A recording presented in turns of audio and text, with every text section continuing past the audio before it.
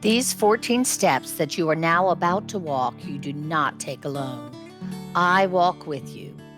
Though you are you and I am I, yet we are truly one Christ. And therefore, my way of the cross 2,000 years ago and your way now are also one. But note this difference. My life was incomplete until I crowned it by my death. Your 14 steps will only be complete when you have crowned them by your life. In Pilate's hand, my other self, I see my Father's will. Though Pilate is unjust, he is the lawful governor, and he has power over me. And so the Son of God obeys. If I can bow to Pilate's rule because this is my Father's will, can you refuse obedience to those whom I place over you? My Jesus, Lord, obedience cost you your life. For me, it costs an act of will, no more. And yet, how hard is it for me to bend? Remove the blinders from my eyes, that I may see that it is you whom I obey in all who govern me. Lord, it is you.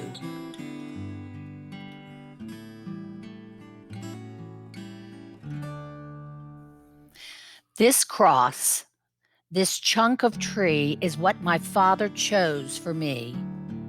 The crosses you must bear are largely products of your daily life, and yet my Father chooses them too for you. Receive them from his hands. Take heart, my other self. I will not let your burdens grow 1 ounce too heavy for your strength. My Jesus, Lord, I take my daily cross. I welcome the monotony that often marks my day, discomforts of all kinds, the summer's heat, the winter's cold, my disappointments, tensions, setbacks, and cares. Remind me often that in carrying my cross, I carry yours with you.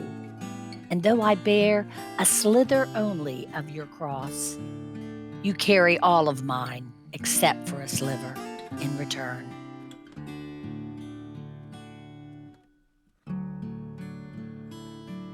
The God who made the universe and holds it in existence by his will alone becomes a man, too weak to bear a piece of timber's weight. How human in his weakness is the Son of God. My Father willed it thus. I could not be your model otherwise.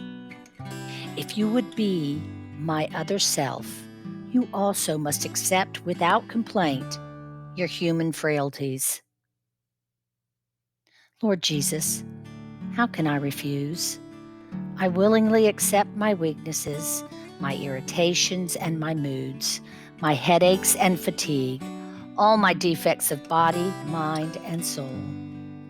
Because they are your will for me, these handicaps of my humanity, I gladly suffer them. Make me content with all my discontents, but give me strength to struggle after you.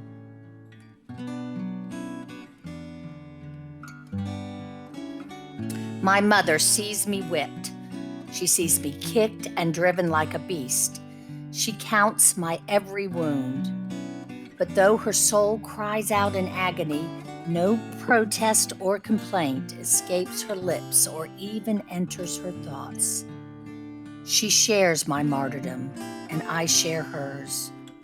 We hide no pain, no sorrow from each other's eyes. This is my Father's will. My Jesus, Lord, I know what you are telling me. To watch the pain of those we love is harder than to bear our own. To carry my cross after you, I too must stand and watch the sufferings of my dear ones, the heartaches, sicknesses, and grief of those I love, and I must let them watch mine too. I do believe, for those who love you, all things work together unto good.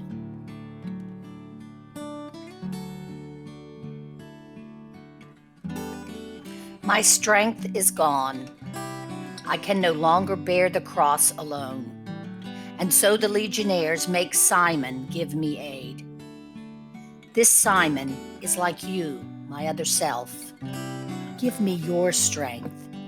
Each time you lift some burden from another's back, you lift as with your very hand the cross's awful weight that crushes me. Lord, make me realize that every time I wipe a dish, pick up an object off the floor, assist a child in some small task, or give another preference in traffic or the store, each time I feed the hungry, clothe the naked, teach the ignorant, or lend my hand in any way, it matters not to whom, my name is Simon, and the kindness I extend to them, I really give to you.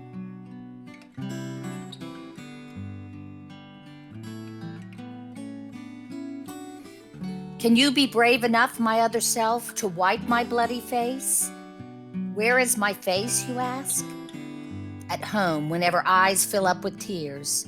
At work, when tensions rise. On playgrounds, in slums, the courts, the hospitals, the jails. Wherever suffering exists, my face is there. And there I look for you to wipe away my blood and tears. Lord, what you ask is hard. It calls for courage and self-sacrifice, and I am weak. Please give me strength. Don't let me run away because of fear. Lord, live in me and act in me and love in me, and not in me alone, in all of us, so that we may reveal no more your bloody, but your glorious face on earth.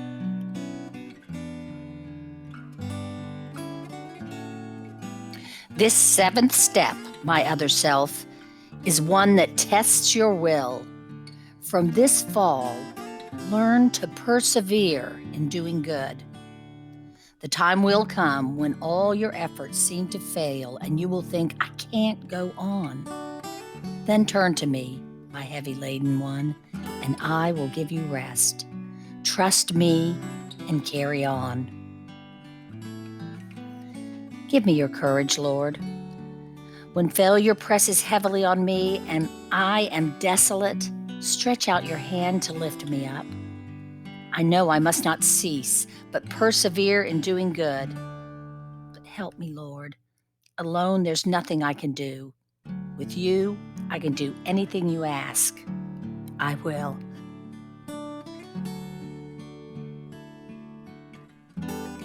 How often had I longed to take the children of Jerusalem and gather them to me, but they refused. But now these women weep for me, and my heart mourns for them, mourns for their sorrow that will come.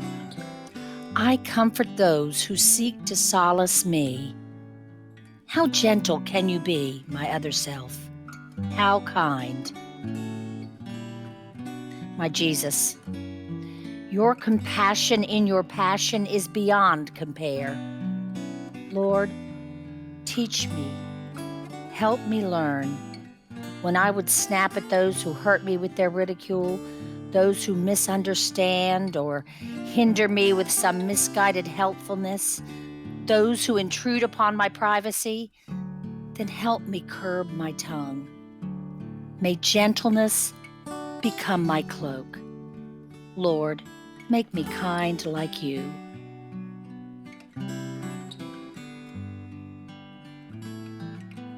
Completely drained of strength, I lie collapsed upon the cobblestones.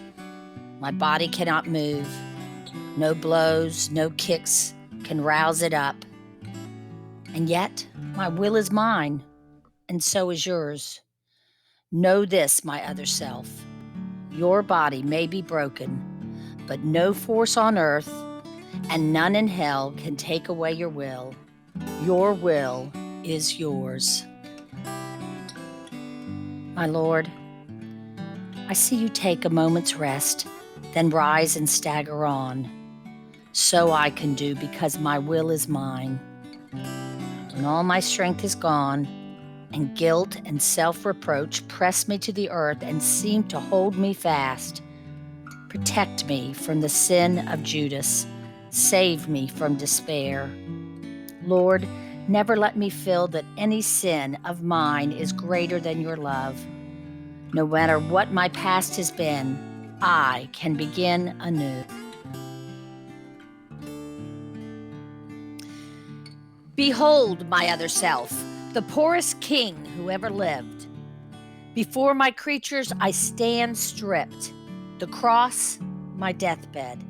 Even this is not my own. Yet, who has ever been so rich? Possessing nothing, I own all, my Father's love. If you too would own everything, be not solicitous about your food, your clothes, your life. My Lord, I offer you my all, whatever I possess, and more, myself. Detach me from the craving for prestige, position, wealth. Root out of me all trace of envy of my neighbor who has more than I.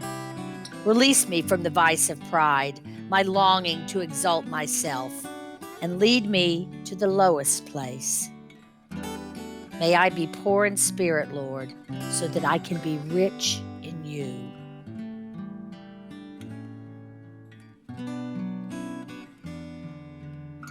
Can you imagine what a crucifixion is? My executioners stretch my arms. They hold my hand and wrist against the wood and press the nail until it stabs my flesh. Then, with one heavy hammer smash, they drive it through, and pain bursts like a bomb of fire in my brain. They seize the other arm, and agony again explodes. Then, raising up my knees so that my feet are flat against the wood, they hammer them fast too. My God, I look at you and think, is my soul worth this much? What can I give you in return? I here and now accept for all my life whatever sickness, torment, agony may come. To every cross I touch my lips. O blessed cross that lets me be with you, a co-redeemer of humanity.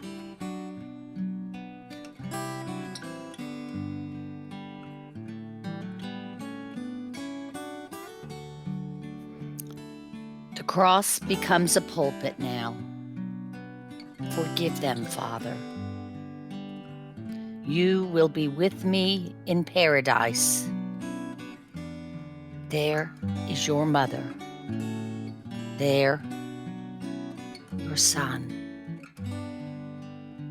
I thirst. It is complete. To speak, I have to raise myself by pressing on my wrist and feet, and every move engulfs me in new waves of agony. And then, when I have borne enough, have emptied my humanity, I let my mortal life depart.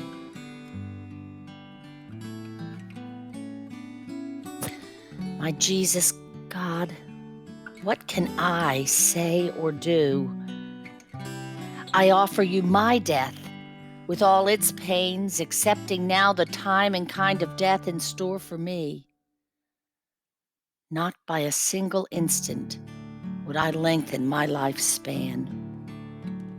I offer you my death for my own sins and for all of humanity. My God, forsake us not. We know not what we do.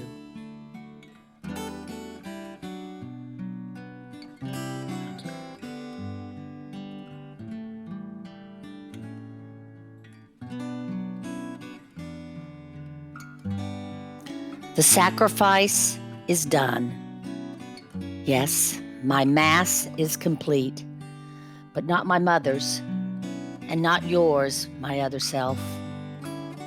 My mother still must cradle in her arms the lifeless body of the son she bore. You too must part from those you love, and grief will come to you. In your bereavements, think of this: a multitude of souls were saved by Mary's sharing in my Calvary. Your grief can also be the price of souls. I beg you, Lord, help me accept the partings that must come from friends who go away, my children leaving home, and most of all, my dear ones, when you shall call them to yourself. Then give me grace to say, as it has pleased you, Lord, to take them home, I bow to your most holy will.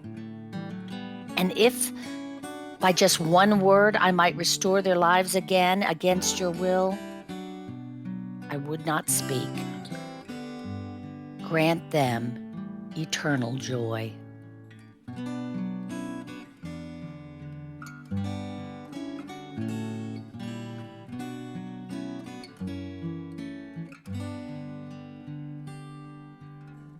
So ends my mortal life. But now another life begins for Mary and for Magdalene, for Peter and for John and you. My life's work is done. My work within and through my church must now commence. I look to you, my other self. Day in, day out, from this time forth, be my apostle, victim, saint. My Jesus, Lord, you know my spirit is as willing as my flesh is weak. The teaching you could not impart, the sufferings you could not bear, the works of love you could not do in your short life on earth, let me impart and bear and do through you. But I am nothing, Lord. Help me. I told you at the start, my other self, my life was not complete until I crowned it by my death. Your way is not complete unless you crown it by your life. Accept each moment as it comes to you, with faith and trust that all that happens has my mark on it. A simple fiat. This is all it takes. A breathing in your heart. I will it, Lord. So seek me not in far-off places. I am close at hand. Your workbench, office, kitchen, these are altars where you offer love, and I am with you there. Go now, take up your cross, and with your life, complete your way.